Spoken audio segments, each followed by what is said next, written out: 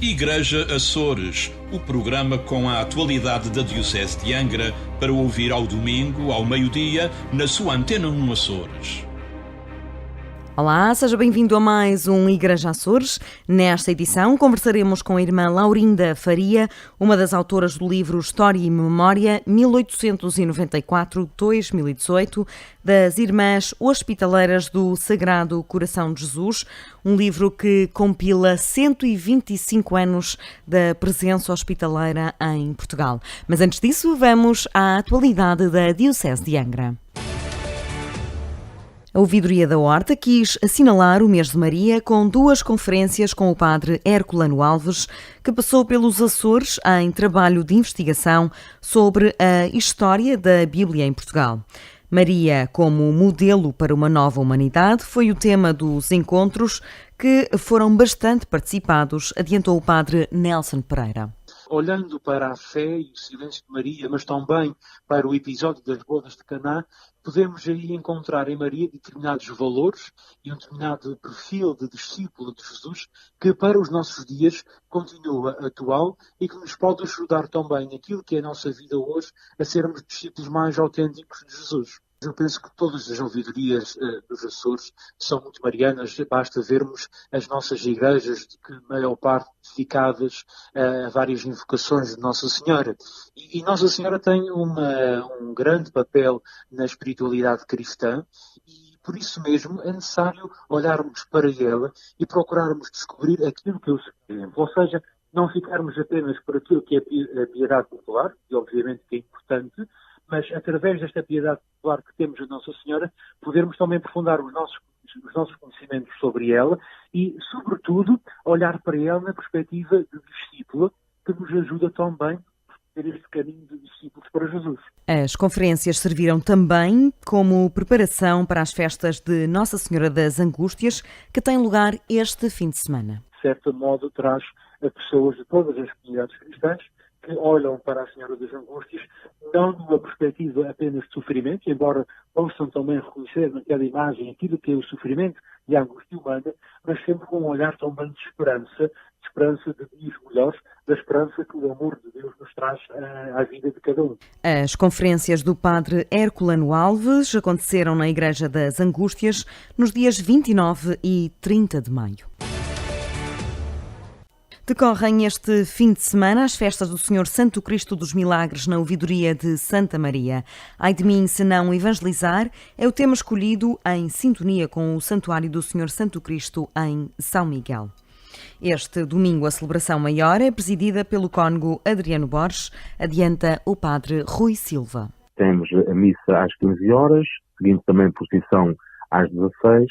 Isto, se o tempo permitir, será a missa campal, juntamente com o sacramento da confirmação. O tríduo preparatório foi presidido pelo cônego José Constância, vice-reitor, e a celebração de sábado pregada pelo reitor do Senhor Santo Cristo. As duas ilhas estão assim ligadas pelo culto ao Senhor Santo Cristo dos Milagres. Eu participei nas festas do Santo Cristo dos Milagres em Ponta Delgada e vi muita gente de Santa Maria. Mas as mesmas pessoas que vão à festa e participam nas festas do Santo Cristo dos Milagres em São Miguel, em Ponta Delgada, também participam aqui. O envolvimento da comunidade é grande e forte, o que demonstra que o Santo Cristo dos Milagres, ao fim e ao cabo, é uma fonte que consegue congregar toda a gente. E, ao mesmo tempo, também é sempre aquela maneira de expressar a fé de um povo. Esta fé, esta palavrinha muito pequena, que por vezes pode ser até muito polémica e que por vezes também é muito difícil de explicar, mas talvez seja de uma forma generalizada o povo é que consegue expressar da melhor maneira a fé que tem não só o Santo Cristo, como também na sua própria oração. Que o Deus é o mesmo, as imagens diferem, mas a fé é única e é a mesma. Um culto que é mais açoriano, já que em quase todas as ilhas há uma imagem do Senhor Santo Cristo dos Milagres.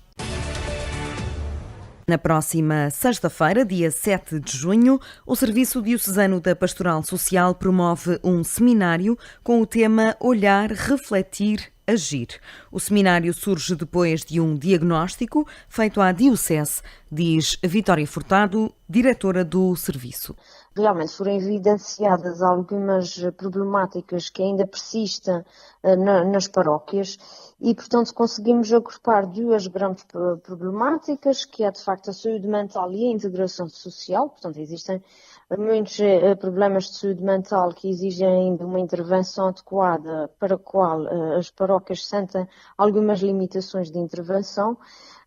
E também outra área fulcral que nos permitiu ser detectado nesse referido diagnóstico, que é a pobreza, a educação e a economia. Portanto, existem elevados níveis de absentismo escolar e de dificuldades de aprendizagem que estão muitas vezes interrelacionados com a pobreza e também com o desemprego que as pessoas possam estar a vivenciar. Portanto, e na sequência deste diagnóstico, fomos acompanhando algumas ouvidorias e percebemos que de 2017/2018 até então os problemas persistem. Para Vitória Furtado, os nomes envolvidos justificam a inscrição. A doutora Filipa Palha, que é membro da direção da Federação Mundial da Saúde Mental, que vem-nos falar sobre a prevenção em saúde mental. Teremos também o Dr. António Bento, que é um psiquiatra e diretor do Serviço de Psiquiatria Geral e Transcultural do Centro Hospitalar de Lisboa, que vem-nos falar sobre a situação das pessoas em situação de sem-abrigo. E teremos também, da parte da tarde, o Padre José Manuel Pereira de Almeida, que é diretor do Secretariado Nacional da Pastoral Social, que irá falar sobre uma temática bastante pertinente relacionada com a equidade, justiça e caridade. Teremos também a doutora Fabíola Corduzo, que irá falar sobre o sistema educativo atual versus aquilo que seria o ideal, não é? Como é que podemos integrar as crianças com algumas dificuldades ou limitações. E destaque também a participação da Sra. Diretora Regional, que vem-nos falar sobre dependências e pistas de atuação, a doutora Suzete Frias. E ainda a encerrar teremos o Dr. Fernando Diogo, da Universidade dos Açores, que vem-nos falar sobre a problemática do desemprego e práticas de combate à exclusão social. As jornadas têm lugar no Centro Pastoral Pio XII e arrancam pelas 9 horas da próxima sexta-feira. A Cáritas Diocesana acaba de assinar um protocolo com a Secretaria Regional da Saúde no ramo da inclusão juvenil. O objetivo é prevenir as doenças do foro mental, diz Rui Drummond, coordenador do Centro de Desenvolvimento e Inclusão Juvenil da Cáritas. Este é um protocolo de cooperação entre a Secretaria Regional da Saúde e a Cáritas, o seu Centro de Desenvolvimento e Inclusão Juvenil, naquilo que é uma vertente do trabalho que nós fazemos aqui na parte da promoção da saúde e a prevenção da doença destes jovens entre os 14 e os 25 anos de idade. São jovens marcados com situações de maior vulnerabilidade social e vai permitir a capacitação dos técnicos da instituição no trabalho nestas áreas, nomeadamente na componente das dependências, porque é uma problemática identificada, e por outro lado, uma opção também do Governo Regional dos Açores, que é a implementação do Programa de Saúde Escolar também na rede regional dos Centros de Desenvolvimento e Inclusão Juvenil. E tudo começa com a capacitação técnica. Num primeiro ponto, capacitar todos os técnicos da instituição que fazem intervenção direta com os jovens naquilo que são estratégias de promoção dos hábitos de vida saudável e no combate também às dependências, que é um flagelo que nós sentimos com os nossos jovens nos dias de hoje. Depois, por outro lado, é desenvolver também ações práticas em cooperação com o Governo Regional dos Açores, envolvendo os nossos jovens, sempre com a lógica da promoção e dos estilos saudáveis, pensando sempre no futuro deles, em estratégias que vão permitir, de alguma forma, que eles tomem rumos de vida diferentes daqueles que habitualmente eles seguem. Atualmente, o centro está a formar 17 jovens, 20 estão em fase de preparação para essa formação e mais de 60 fazem formações pontuais, mas continuam a ser acompanhados pelos técnicos da Cáritas na Ilha Terceira. Desde a existência do CDJ em 2007, é muito positivo, com muitos casos de sucesso, muitas integrações no mercado de trabalho, muitos jovens com formações académicas, com formações pontuais ao nível da empregabilidade. Contudo, nos últimos 2 anos temos sentido algumas dificuldades e os resultados não são aqueles que nós habitualmente tínhamos, e daí a nossa preocupação, porque algumas questões estão relacionadas mesmo com a área da saúde mental, mas também a questão das dependências. Rui Drummond garante que os números não são o mais importante, mas motivam a equipa a continuar este trabalho de aproximação aos jovens. É nossa convidada deste Igreja Açores, a irmã Laurinda Faria, uma das autoras do livro História e Memória, 1894-2018, das Irmãs Hospitaleiras do Sagrado Coração de Jesus. 125 anos da sua chegada a Portugal é o que aborda esta obra. Como é que se pode compilar 125 anos numa obra? Obrigada por estar connosco. Obrigada eu por ser convidada a ocupar este pequeno espaço.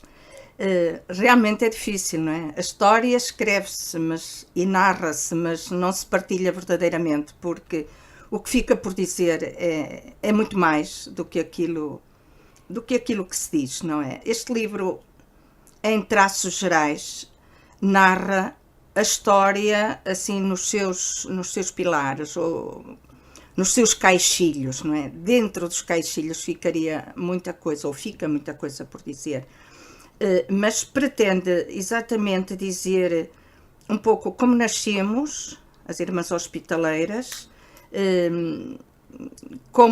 que motivações tinha o nosso fundador para dar origem à congregação, e depois como ela se expandiu para o mundo durante a vida do fundador e depois, não é?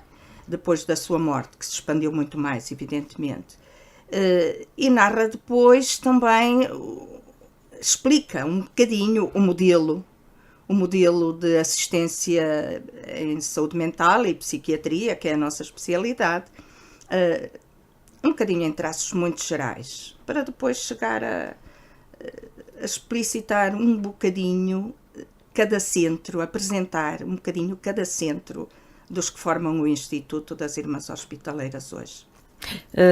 Nesta obra, quais são os momentos que não podiam deixar de estar presentes? Que momentos altos destes 125 anos da passagem das Irmãs em Portugal?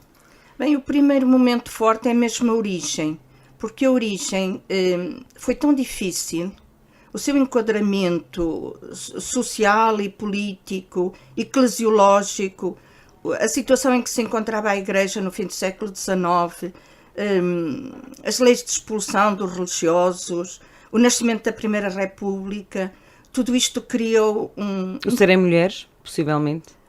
Por serem mulheres, eu não sei bem se foi por serem mulheres.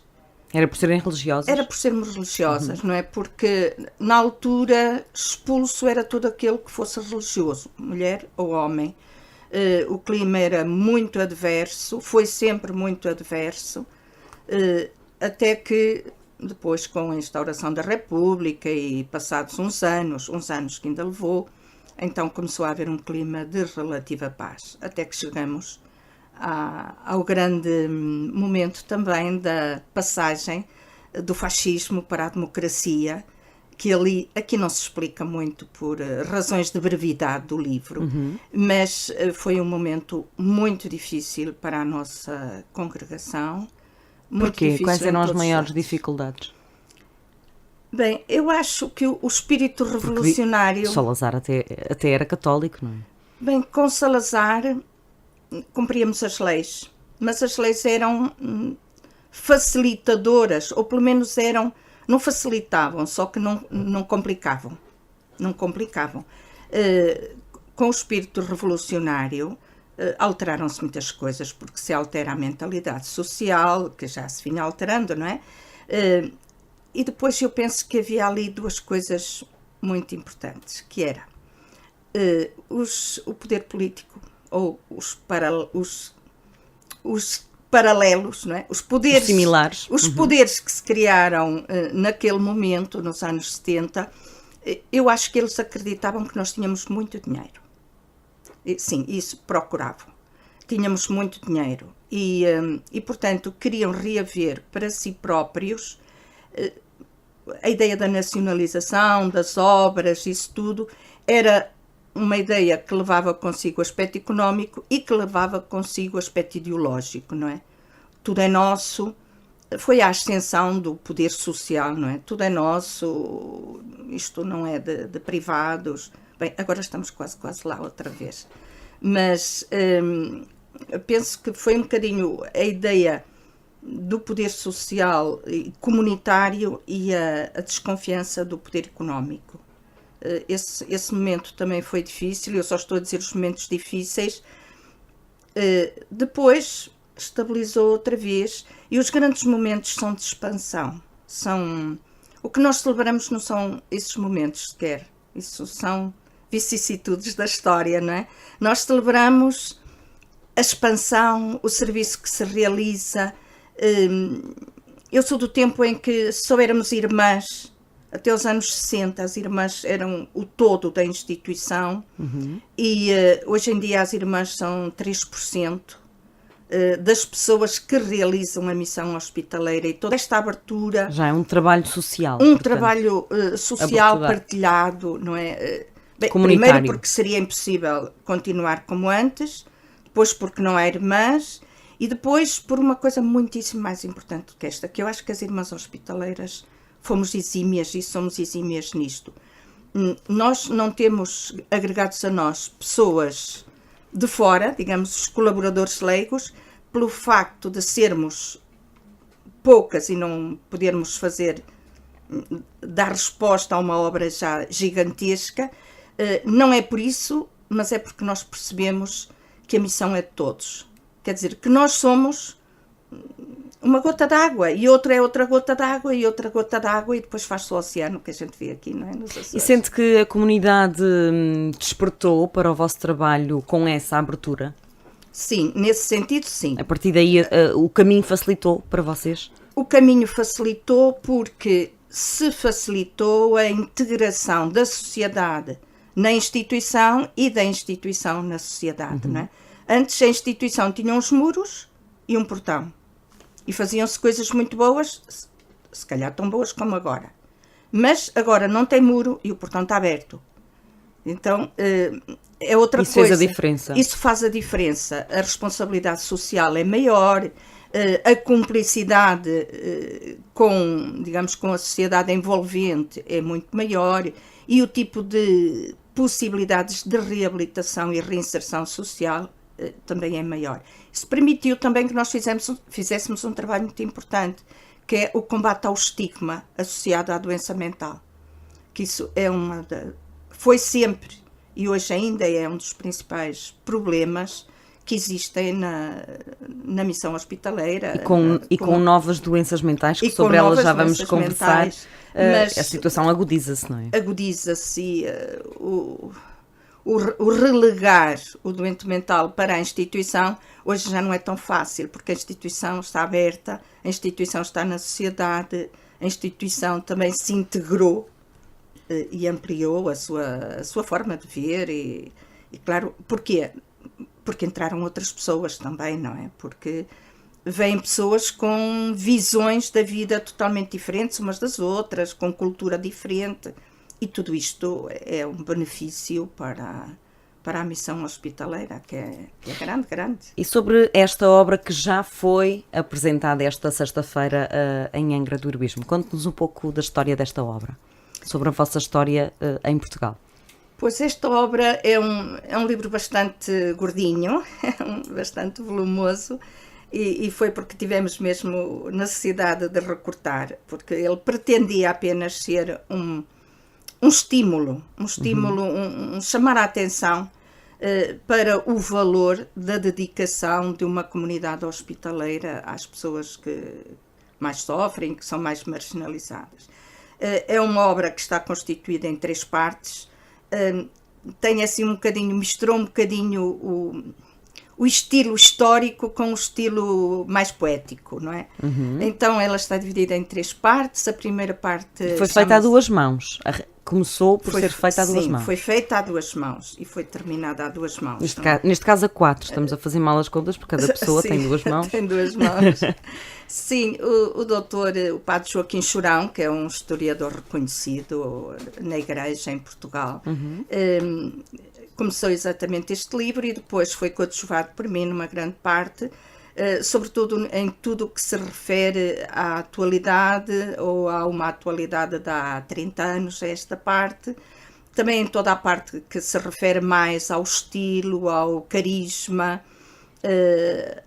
ao desenvolvimento interno das comunidades. Fizemos isso assim um bocadinho a meias. E então dividimos o texto em 3 partes. A primeira parte tem como título A Nascente.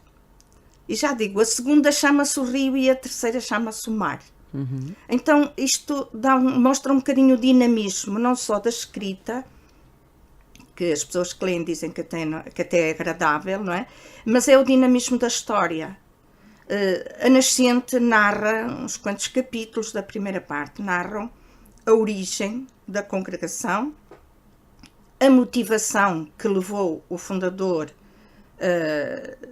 a pôr em pé esta obra, que é a mesma motivação que nos mantém hoje de pé.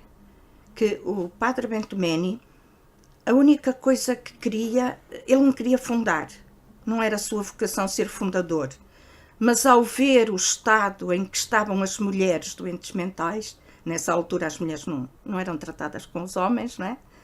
Os sexos estavam separados, então ele, ao ver as mulheres relegadas à sua sorte, diz mesmo isto: o grande número e o crescente número de doentes mentais leva ao coração animado da caridade de Cristo a dar resposta, não é? Naquela altura, a criar manicômios, casas de saúde para as acolher. Eu penso que ainda hoje o que esta parte nos vem dizer é que a mesma motivação existe hoje. É a caridade de Cristo no coração das pessoas que se dedicam a estas pessoas com doença mental. Hoje, mulheres e homens, há esta abertura, não é? Mas esta primeira parte vai contando isso, não é? Como era o homem fundador, como era o santo, um bocado as vicissitudes que sofreu na história, que foram muitas. Ele foi um homem que teve muitos problemas de tribunal civil e religioso, a Inquisição, ele teve que responder diante de muitos tribunais, exatamente pela sua ousadia, pela sua coragem, pelo seu ir à frente. É claro que ele fez tantas coisas, tantas obras, que aí também, infelizmente, eu penso que é sempre o mesmo tema, infelizmente as pessoas duvidavam de onde lhe vinha o dinheiro para fazer aquilo. E o dinheiro vinha-lhe das dívidas, que ia pagando pouco a pouco, não é? Essa primeira parte conta um bocadinho isso, como nascemos e depois como nascemos em Portugal. Como nascemos em Portugal, que faz um bocado de impressão ainda hoje ler as crónicas e ver que não nasceu uma empresa, nasceu uma obra da Igreja. Porque uma empresa nasce com um capital social, com um grupo, com os propósitos. E era assim que a sociedade vos via? Não, as irmãs viam-nos como as irmãs da caridade, quando viemos. Porquê? Porque as irmãs não tinham absolutamente nada. Absolutamente nada. Elas vieram 3 irmãs para iniciar a obra e o que fizeram foi de pedreiro e carpinteiro e trolha para pôr uma casa velha minimamente ajustável a dormirem lá. E a partir daí, a primeira doente, a segunda doente, elas dormiam com as doentes, não tinham... As crónicas dizem, vivia-se aqui muita miséria, diziam elas. Inclusivamente, a Superiora-Geral, a primeira vez que veio a Portugal, para as visitar, passavam uns meses, decidiu fechar a obra, porque não aguentou ver as condições em que as irmãs viviam. E elas disseram, não, se fosse para estarmos bem, íamos para outro sítio. Aqui viemos para acudir a quem está mal. E não aceitaram fechar a obra. Portanto, foi uma coisa nascida com muito sacrifício. Agora, se as pessoas nos viam bem, umas sim, outras não, porque o clima antirreligioso do fim do século XIX e ali nas vésperas da Primeira República não era favorável de muitos lados. Elas tiveram as duas partes, uns benfeitores, uns colaboradores, muita ajuda afetiva e bastante luta também, bastante luta. E hoje? Hoje é mais fácil exercer a missão hospitaleira? Continuamos com alguma exclusão e algum preconceito nos dias de hoje? Bem, é diferente. Há exclusão, há preconceito por outras razões. Antes, não sei se a razão é muito diferente, ou se calhar corrijo, porque eu ia dizer que o primeiro preconceito era por ignorância, mas também por impossibilidade. E continua a ser. Exatamente. Mas também por impossibilidade económica. As famílias que tinham um doente não sabiam o que haviam de fazer com ele.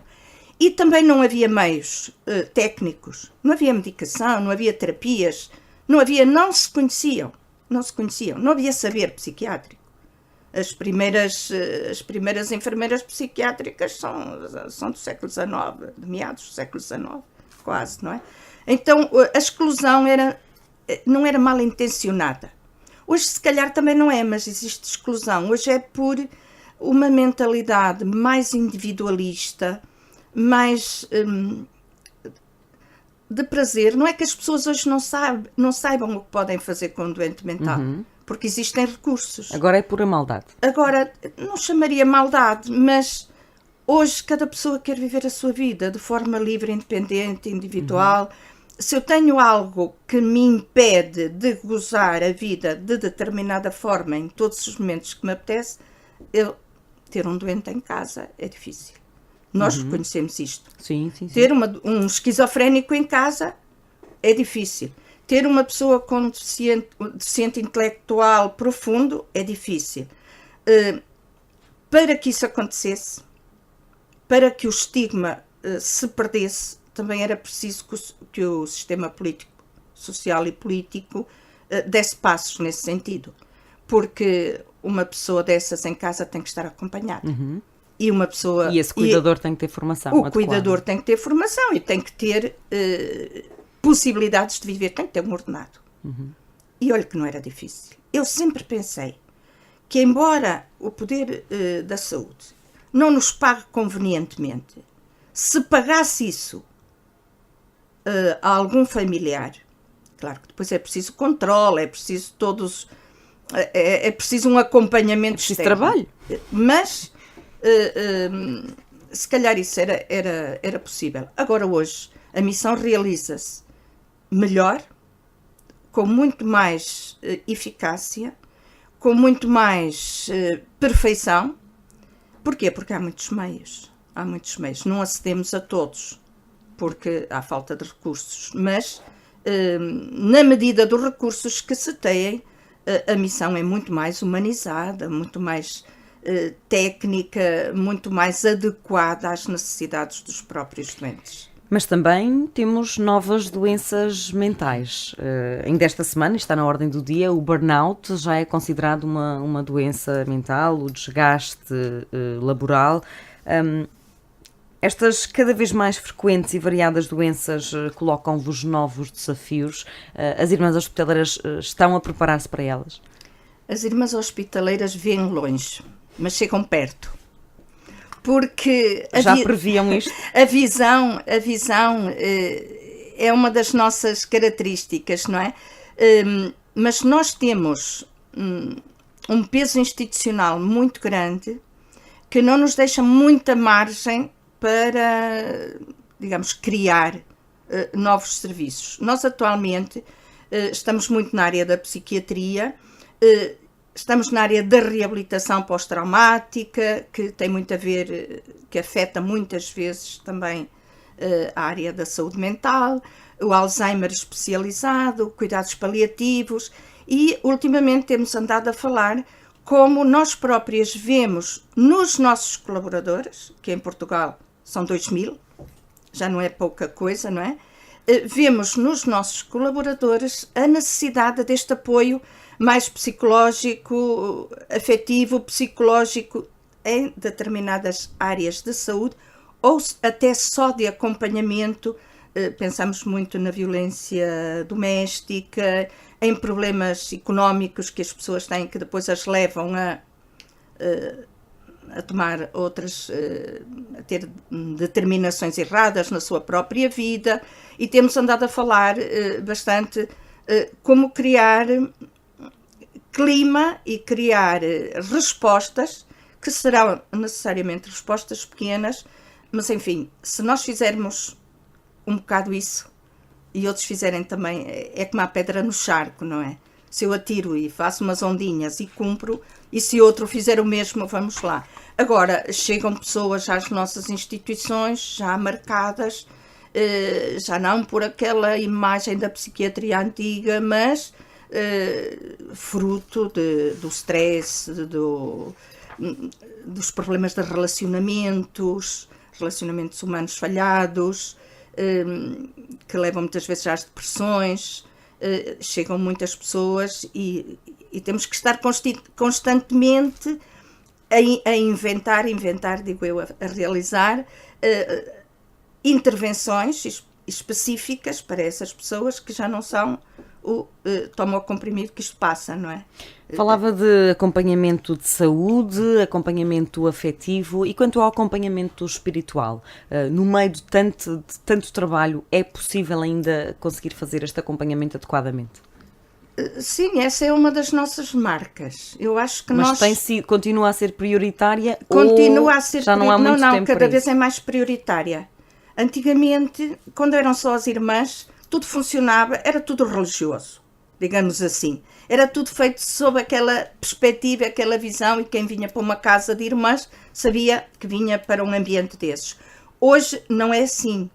Estão as irmãs, mas se estão 5 irmãs, estão 200 leigos, não é? Uhum. E a porta está aberta, e a influência vem, e a influência vai.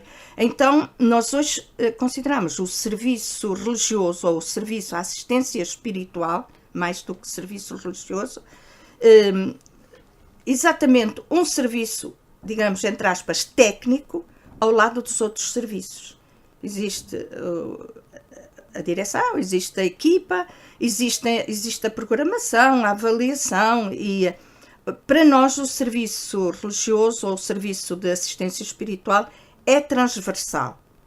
Não é fazer coisas de religião, criar momentos de prática religiosa, qualquer que seja, mas é a tentativa de criar um ambiente humanizado, onde a pessoa seja respeitada na sua integralidade. Eu não sou só corpo, eu não sou só doença, eu sou uma pessoa com aspirações, com desejos, com iniciativas, com perspectivas de vida, e o serviço religioso pretende responder a isso. E, efetivamente, na maioria existe sempre, e na maioria dos centros existe com uma organização paralela a um serviço técnico qualquer. E eu penso que um bocadinho é essa a nossa marca. Claro que há liberdade, não é? Há liberdade religiosa, mas não se trata de impor uma religião, trata-se de responder a umas necessidades espirituais que envolvem toda a pessoa, que são inatas na pessoa, não a uma religião ou a outra. Está atualmente na Casa de Saúde de Braga. Que outras funções desempenha na congregação? Eu, na Casa de Saúde de Braga, a primeira função que tenho é trabalhar com jovens. Então, o meu trabalho é especialmente acolher jovens, formar grupos que passam pela instituição em fins de semana, em semanas, em dias seguidos, com o objetivo de trazer a sociedade dentro, de abrir, de mostrar a realidade aos jovens, porque já que não conseguimos mudar os velhos, pelo menos que os jovens cresçam com outra sensibilidade, com outra compreensão do que é vida, do que é a saúde mental, de que eles próprios aprendam a defender a sua própria saúde mental. E aproveitamos também para lhes dizer que somos uma instituição religiosa, podem fazer a experiência. Essa é a minha principal atividade.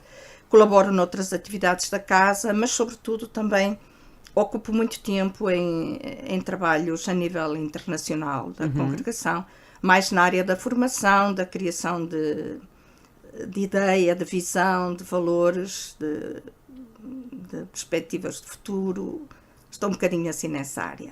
Já estamos na reta final da nossa entrevista. Veio à Casa de Saúde do Espírito Santo, que funciona na Ilha Terceira desde 1967. Que percepção é que se tem do trabalho que está a ser feito nos Açores quando se está fora da região? A nível do Instituto das Irmãs Hospitaleiras, nós temos muita relação com todos os centros, não é? Periodicamente há encontros de conselhos de direção dos centros, de outros profissionais, e nós temos muito esta característica da comunhão. Não há um centro e outro centro e outro centro, mas há um instituto que tem vários centros e, portanto, é muito visível a ação que se realiza em cada centro. É evidente que depois cada centro tenta ir para a frente, não é? É competição saudável, não é? É competição não é? saudável, não é? Mas ao existir uns critérios fundacionais, que também o livro fala, não é? Uns valores que são comuns, um modelo assistencial que aqui se explica, um modelo assistencial baseado em pontos comuns, que para nós, ciência e caridade, dois pilares que todas as obras têm nos seus alicerces, ao termos planificações conjugadas com uma base comum, isso dá-nos uma visão do Instituto a nível global. E quando estão mais longe do centro, digamos assim, que o centro ainda é Lisboa, sim, mas quando estão mais longe do centro, são mais visíveis, porque há mais curiosidade da parte dos outros centros e, sobretudo, das irmãs, de saber o que é que passa em Angra, o que é que passa em São Miguel, o que é que passa ali. Há um espírito de unidade muito, muito forte. E eu penso que isto é porque nós não somos uma empresa. Nós não somos uma empresa, somos uma instituição de bem-fazer, digamos assim, que tem como objetivos não o protagonismo próprio, mas o serviço às pessoas doentes. E como todos estamos para aquilo, é até interessante ver pessoas que não são religiosas, não é? Portanto, não são religiosas no sentido de consagradas na congregação, como lutam e torcem e defendem e se batem pelos ideais da congregação. É muito lindo ver que eles dizem isto é nosso, não é? É nosso, isto não é das irmãs, isto é nosso. É nosso em Angra, é nosso em Lisboa, é nosso em Braga, isto é nosso. Irmã Laurinda Faria, já não temos mais tempo para a nossa conversa, muito haveria para conversarmos neste espaço de rádio, portanto, para os nossos ouvintes que tenham curiosidade, o livro que foi apresentado na passada sexta-feira em Angra do Heroísmo, que conta a história dos 125 anos das Irmãs Hospitaleiras do Sagrado Coração de Jesus em Portugal, chama-se História e Memória 1894-2018. Obrigada por ter vindo ao nosso espaço de rádio. Muito obrigada e muito sucesso para este livro. Obrigada. E o Igreja Açores regressa na próxima semana com mais um convidado especial e com mais atualidade da Diocese de Angra. Igreja Açores, o programa com a atualidade da Diocese de Angra para ouvir ao domingo, ao meio-dia, na sua Antena 1 Açores.